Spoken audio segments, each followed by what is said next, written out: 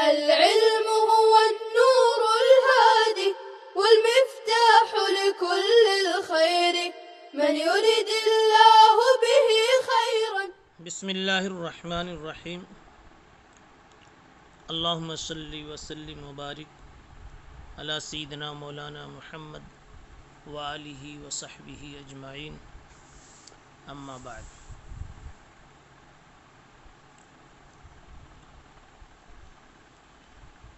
باب ای الاسلام افضل.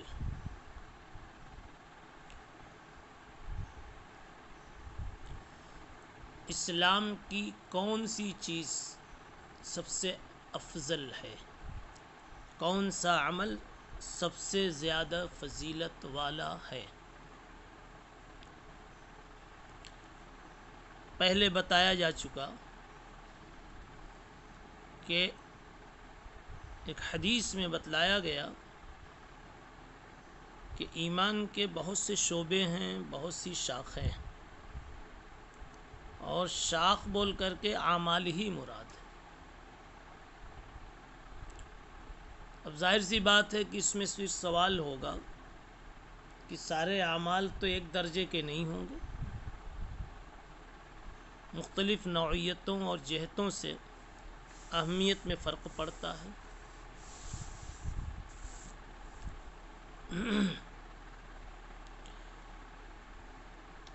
اس وجہ سے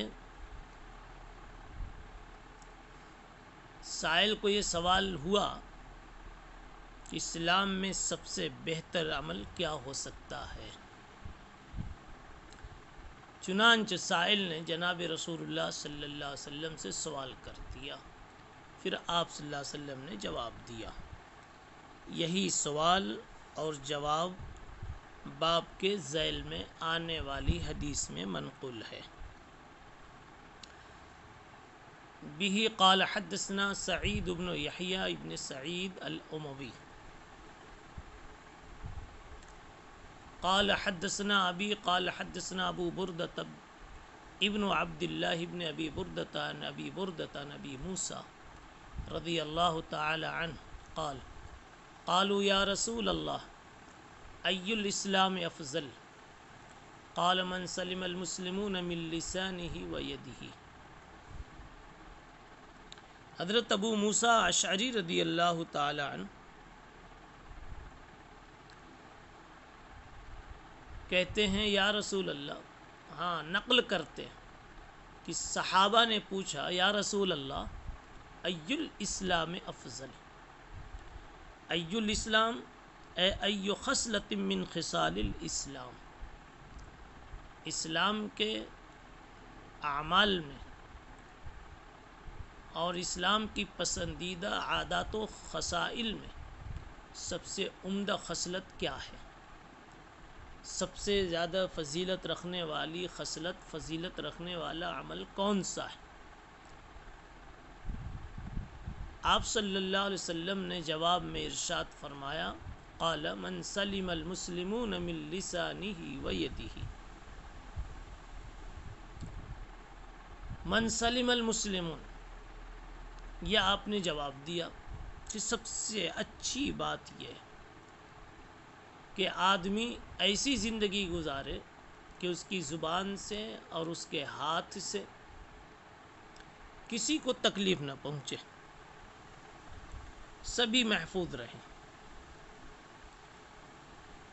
یہ روایت پچھلے باب میں گزر چکی اور اس پر تفصیل سے گفتگو بھی ہو چکی، اور یہ بتایا جا چکا کہ اسلام کا مزاج ہی یہی ہے کہ ہر انسان ایسا جینا جیے، ایسی زندگی گزارے کہ کسی کو اس کی وجہ سے تکلیف نہ پہنچے.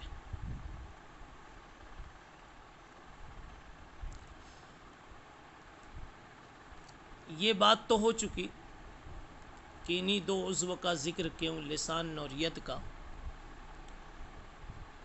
ایک چھوٹی سی بات یہ بھی تھی کہ زبان کا ذکر مقدم کیوں، لیکن وجہ بالکل ظاہر ہے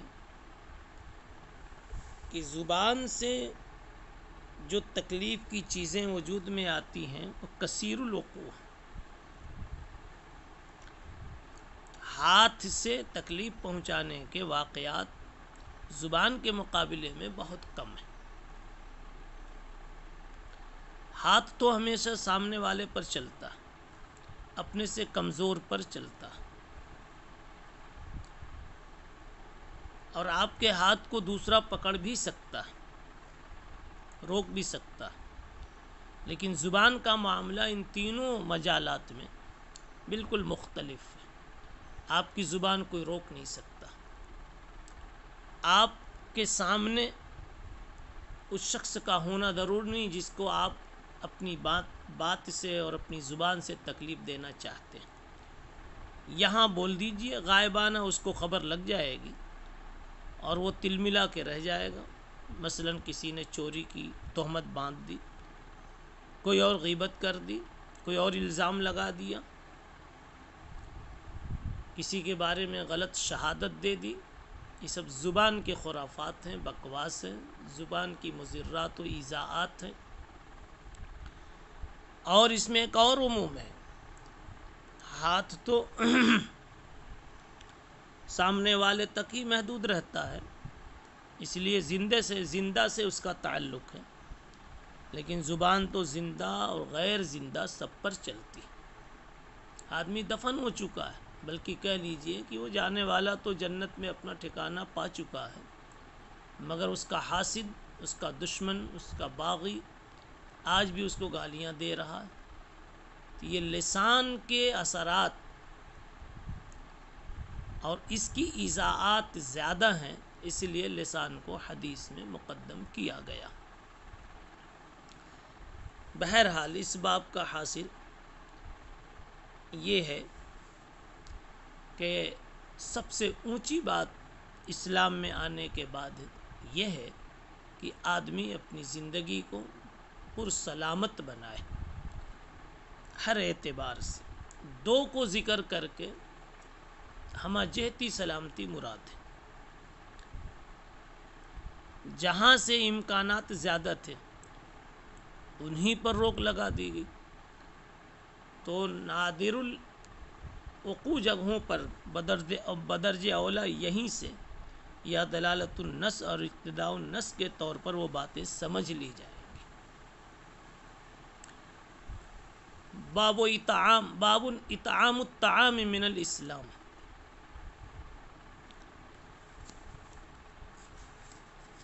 اب اوپر والے باب میں ایک مرتبہ پھر دوہرا لیجئے اور بات واپس کر لیجئے کہ امام بخاری رحمۃ اللہ علیہ ای الاسلام افضل سے کیا کہنا چاہتے ہیں۔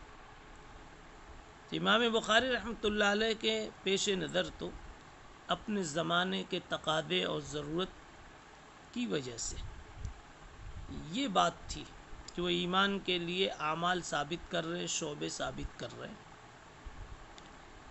اس لیے کہ وہاں اعمال کی ضرورت کے منکرین بھی موجود تھے اور اعمال کی حیثیت کے بارے میں افراط و تفریط والے بھی موجود تھے۔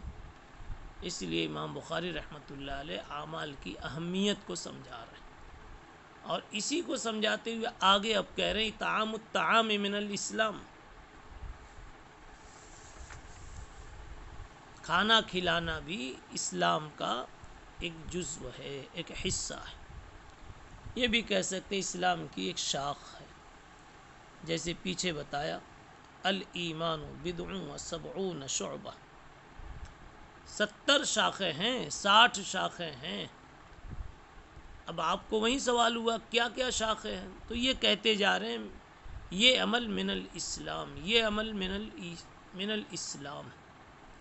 تو یہاں فرما رہے اطعام الطعام من الاسلام، کھانا کھلانا اسلام کا یہ بھی ایک حصہ ہے، اسلام کا ایک عمل ہے، اسلام کی ایک شاخ ہے۔ خاص طور پر کھانے کا ذکر کیوں آیا؟ جو روایت امام بخاری رحمۃ اللہ علیہ کو پیش کرنی تھی اس میں اطعام طعام کا ذکر تھا، اس لیے یہ عنوان لگا دیا کہ ایک عمل یہ بھی ہے۔ اس میں ایک دوسرا جزو بھی ہے سلام کا۔ پھر ایک جگہ اسی حدیث سے مدد لیتے ہوئے افشاء السلام من الاسلام کا بھی ذکر فرمائیں گے۔ اطعام الطعام من الاسلام بہی قال حدثنا عمرو بن خالد قال حدثنا الليث عن يزيد عن ابي الخير عن عبد الله بن عمرو ان رجلا سأل رسول الله صلى الله عليه وسلم اي الاسلام خير قال تطعم الطعام وتقرأ السلام على من عرفت ومن لم تعرف۔ عبداللہ ابن عمرو رضی اللہ تعالی عنہ فرماتے ہیں کہ ایک شخص نے سوال کیا رسول اللہ صلی اللہ علیہ وسلم سے، ای الاسلام اے ایو اعمال الاسلام خیر، یا ایو خصال الاسلام خیر، ایو امور الاسلام خیر، اسلام میں سب سے اچھی چیز کیا ہے، سب سے بہتر چیز کیا ہے؟ آپ نے فرمایا تطعم الطعام، کھانا کھلانا، اے ان تطعم الطعام، وتقرأ السلام، اے ان تقرأ السلام علی من عرفت ومن لم تعرف۔ سب سے عمدہ عمل یہ ہے کہ تم کھانا کھلاؤ اور سلام کرو ہر اس آدمی کو جس کو تم پہچانتے ہو یا نہ پہچانتے ہو۔ اسی طریقے سے کھانا کھلانے میں مفعول محذوف ہے، مفعول ثانی، کس کو کھلاؤ، اور بلاغت کی روح سے آپ جانتے ہیں کہ یہ حذف عموم کا فائدہ دیتا ہے، تو اب اس میں عموم پیدا ہو گیا، کھانا کھلاؤ اس کو جس کو آپ جانتے ہو، جس کو نہیں جانتے ہو، جس سے تعلق ہو، جس سے تعلق نہ ہو۔ تطعم الطعام، کھانا کھلاؤ تم، اپنوں کو بھی پرایوں کو بھی، یعنی اگر کوئی پرایا بھی مہمان آ گیا تو پرایا ہونے کی وجہ سے اسے بھوکا نہ رکھو، اسے کھانا کھلاؤ۔ اپنا آیا تو ایک تو آنے کی وجہ سے کھلاؤ، دوسرا یہ کہ اپنا ہے اس وجہ سے بھی کھلاؤ۔ بہرحال کھانا کھلانے کی اہمیت کا بیان ہے، اور یہی تفصیل تعمیم والی سلام کے مسئلے میں بھی ہے۔ اس کو بھی سلام کرو جس کو پہچانتے ہو، اور اس کو بھی سلام کرو جس کو تم نہیں پہچانتے۔ سلام کس کو کیا جائے، کس کو نہ کیا جائے، علامہ شامی رحمۃ اللہ علیہ نے بہت تفصیل سے مواقع مشروعہ اور مواقع ممنوعہ دونوں کا تذکرہ کیا ہے۔ جلد اول کتاب الصلاۃ میں اس کی تفصیل در مختار کی کے حاشیے کے ذیل میں لکھا ہے۔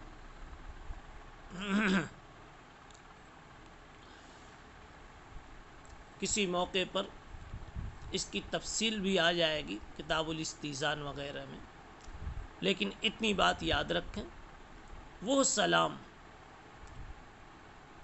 وہ شخص جو سلام کا محل نہ ہو وہاں نہیں کرنا چاہیے۔ جیسے کافر، اس کو اس اسلامی سلام سے یاد نہ کریں، اس کو البتہ اس کے احترام اور اکرام کے لیے کوئی دوسرا لفظ استعمال کریں، یعنی شریعت ہی کے بتانے سے اس کے مناسب کوئی لفظ سلام کے لیے بولا جاوے۔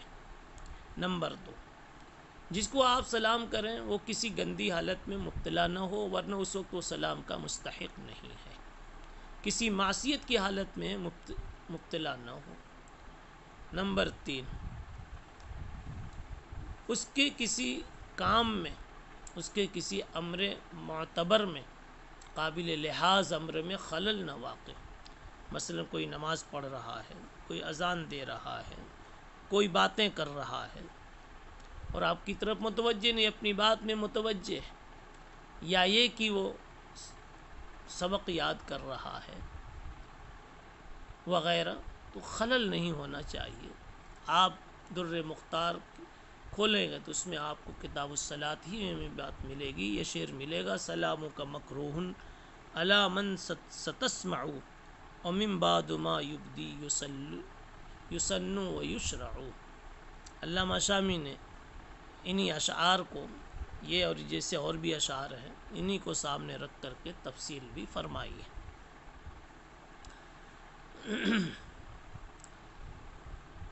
یہ 2 عمل سب سے بہتر بتلایا گیا، اس لیے کہ عام طور پر 2 بنیادی عنصر کی وجہ سے انسان سے شرارتیں، کمزوریاں اور ایذائیں وجود میں آتی ہیں۔ ایک حب مال کی وجہ سے اور ایک حب جاہ کی وجہ سے. تو حب مال کا علاج تطعم الطعام سے کرایا. مال کی دیوانگی اور لالچ اتنی بری شے ہے کہ اس کی وجہ سے آدمی کچھ بھی کر بیٹھتا ہے. مال نہ جائے، چمڑی چلی جائے، دمڑی نہ جائے، ایسے بھی لوگ ہوتے ہیں. اور دوسری بات، تقرأ السلام کے ذریعے سے تواضع سکھلائی، عاجزی بتائی، چھوٹا بننا سکھایا. گویا اس میں حب جاہ کا علاج. اب جب یہ دونوں چیزیں آ جائیں گی تو ظاہر سی بات ہے کہ اسلام مکمل انسان میں آئے گا. یہاں تو امام بخاری رحمۃ اللہ علیہ کا مقصد ہے اطعام الطعام کو ایمان و اسلام کا ایک جزء بتانا، جس سے ایمان کا مرکب ہونا ثابت کرنا مقصود ہے. سبحان اللہ بحمدہ، سبحان اللہ العظیم. السلام عليكم. لا تنسوا الاعجاب بالفيديو والاشتراك في القناة تشجيعا لنا لنستمر بنشر المزيد إن شاء الله.